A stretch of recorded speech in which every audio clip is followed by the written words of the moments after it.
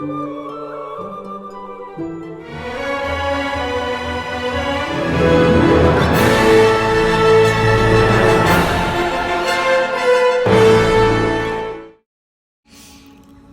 family, hey twin flames. So I want to share with you this message that I'm feeling right now. I was getting a few different messages. The first one was, your counterpart is feeling sorry for how they treated you. And the word that I felt was like, I'm ashamed.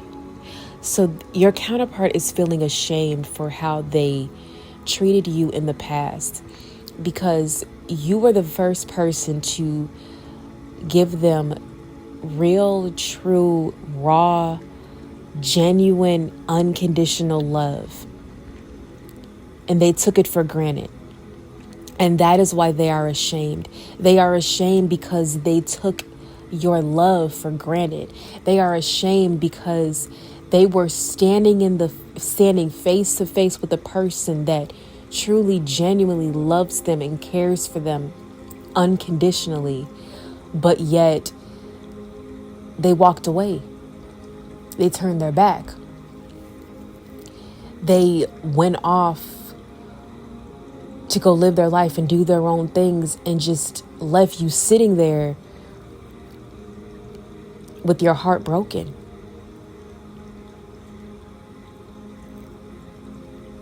And they're ashamed because they did not recognize what true love was when it was staring them in the face, because they had never experienced true unconditional love. Any previous romantic partners that they were in, whether they had children with this person, whether they were in a long-term committed relationship with this person, with another person, whether they even were in a marriage with another person, the love did not compare. When they were with these other people, the love was there, but the love was conditional. They were constantly giving and giving and giving to these partners, while their partners were just receiving.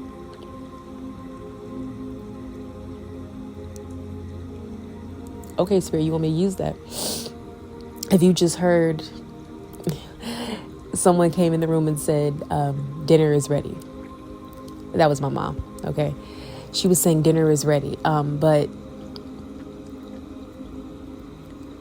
your dinner is ready. Your feast, your meal is ready. Your table is ready.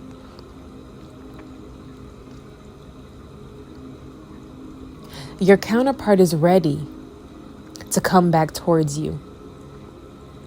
They are ready. And when you think of when you cook dinner and you prepare a meal, it takes a minute to prepare the meal. You have to get the ingredients. You have to put things together. You have to put it on the stove. You have to cook it. Whatever you have to do, it takes some time to do it. And you can always, whenever you start cooking that food and you smell the aroma, you smell it so much to the point where you can almost taste it. That's where you all feel right now. You feel that union is so close that you can almost taste it. It's as if you can almost feel them right there because they are so close. Remember that separation is merely an illusion. You're not fully separated from them. It's just an illusion.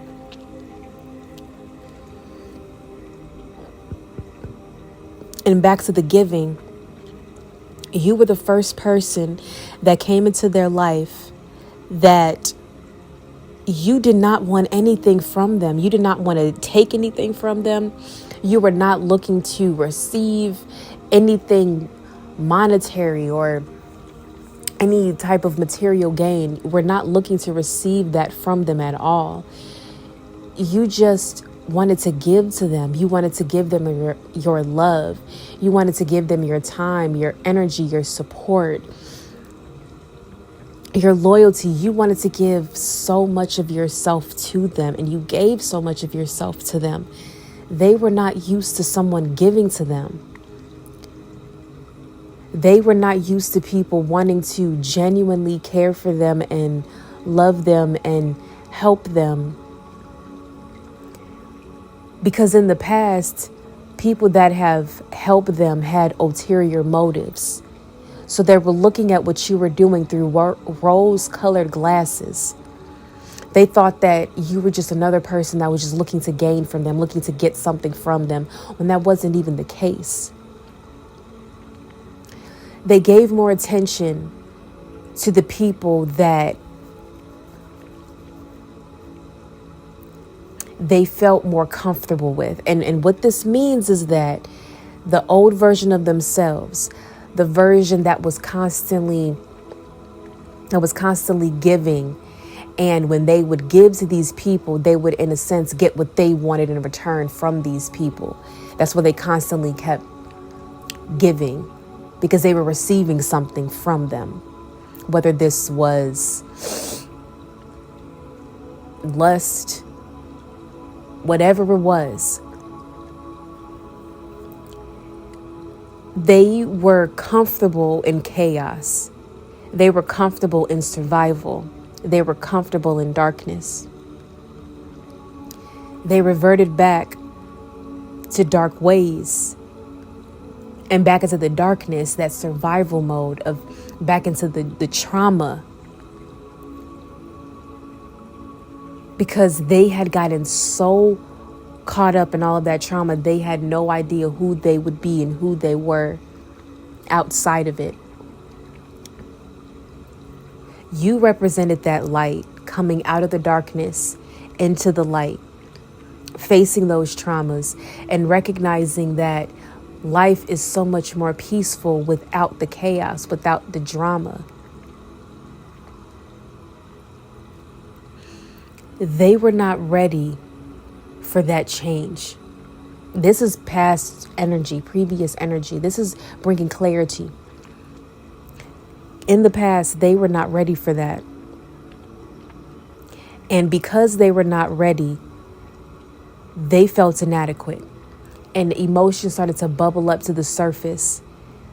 And they started to project that onto you. And in their way of projecting that onto you, they walked away from you. It was hard for them to face parts of themselves that they were not ready to face.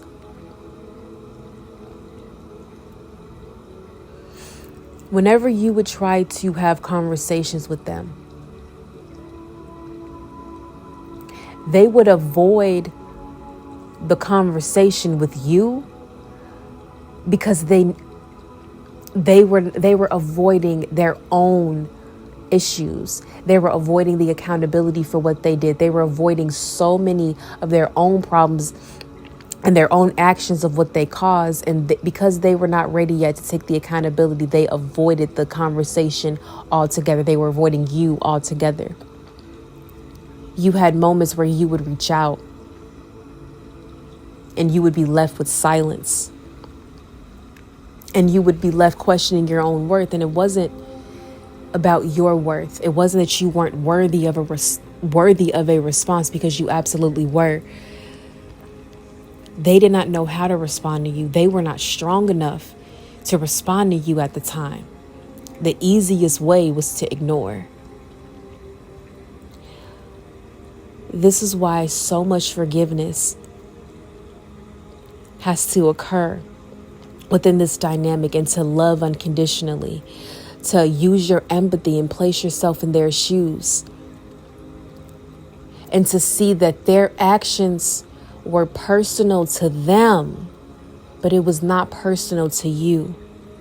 It was not a personal attack on you. It was a personal protection on their part. And in them trying to personally protect themselves, they had to care more about their own feelings than they did someone else's. In some cases, that's understandable. But in some cases, when you cause hurt and pain into someone else, there has to be a moment of reflection and thinking, how could I have handled this differently so that someone else's feelings are not hurt? It's okay to not, it's okay if you need moments to be to yourself, because we all have those moments. It's okay if you had moments where you needed your own space, or you didn't want to talk about something, or even if someone brought something to your attention and you were not willing, or they were not willing or ready to talk about that yet.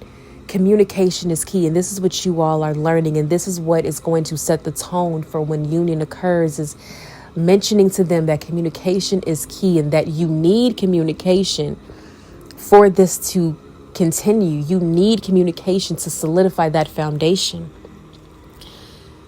And that even if they are not ready to speak on something yet, communicate that. Say, hey, I'm just not in a space to talk about this right now. Can we talk about this another time? Absolutely fine. That leaves people not wondering or questioning their own worth. And this is where they had to grow. Them ignoring or ghosting was not a reflection of the lack of love that they had for you. They love you like you love them. That was just a sign of the lack of emotional maturity on their part. A lot of times, there are people that talk about twin flames and they come from a fleshly perspective, from the egoic perspective of thinking, well, maybe they just don't like you. Maybe they just don't want you. No, it's so much deeper than that. A twin flame connection is not a regular connection. Regular rules do not apply when it comes to this type of connection, because it's a rare connection. Everything about this is rare. So we have to begin to look at this from a different lens. When we can look at this in a different lens from a spiritual perspective, and using our empathy to understand why people do what they do, why our counterpart does what we do, why they do what they do, you'll begin to have more grace and more compassion for them. And your coping mechanisms will be a little different. If you can recognize that they need the space, they need that time, you'll give them that space, you'll give them that time, and not feel the need to constantly reach out, text or call, email, message, whatever the case is, because you're giving them that space.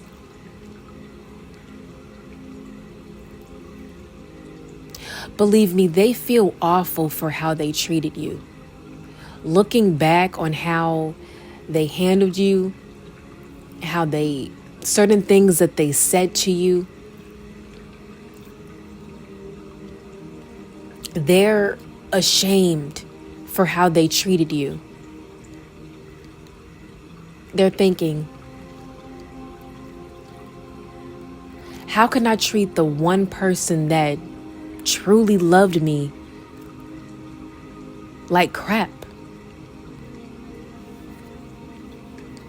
They're wondering, how could they treat the person that had genuine, true feelings for them the way that they treated you? They feel like a fool. They feel foolish.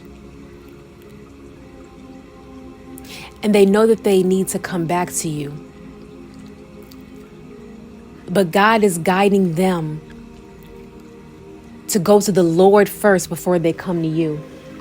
Before they can even come towards you, before they can even come speak to you, come reach out to you, come even see you, they have to answer to God first.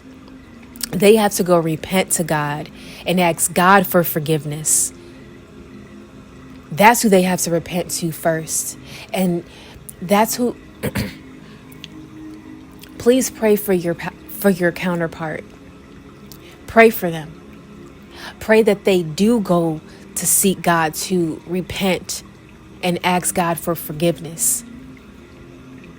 Once they ask God for forgiveness, they would feel more ready to come to you and ask for your forgiveness. And God is going to guide them on what they need to say, how they are going to go about it. And it's going to look different for every single person. And God is going to perfectly, divinely orchestrate it for you, so that when this person re-enters your life and you two come together, it's going to come together in such a beautiful way, in such a beautiful surprise that you won't be expecting, but it's going to be so perfect for you. It's going to happen in a way that's going to be exactly how it needs to be. And it's something that you cannot predict. Do not try to predict it. Do not try to predict when it will happen, how it will happen, what it will look like, what it will feel like, I'm sorry. You won't see what it'll look like or what it will sound like, what it'll smell like, what it'll taste like. But you could focus on what it'll feel like, that feeling of peace, that feeling of bliss, that feeling of love, that feeling of fulfillment. In meditation, begin to tap into that feeling. Tapping into that feeling will help you to vibrate on the frequency of this union occurring. You see, in this work, in this dynamic, we have to meet God halfway. We have to meet God halfway to see our desires come about. Family, forgive me for being so all over the place with this message. There were so many things coming in at one time. And I think I'm going to end it here. Please go back to listen to this again if you feel like you've missed anything. I would recommend it because I was definitely all over the place. But I thank you so much for listening. I thank you so much for hearing me out. And I truly hope that this message or part of this message resonated with you in some type of way, gave you some type of clarity that you were seeking, that you were yearning for. I really hope that this has helped you. I love you, family. Bye-bye.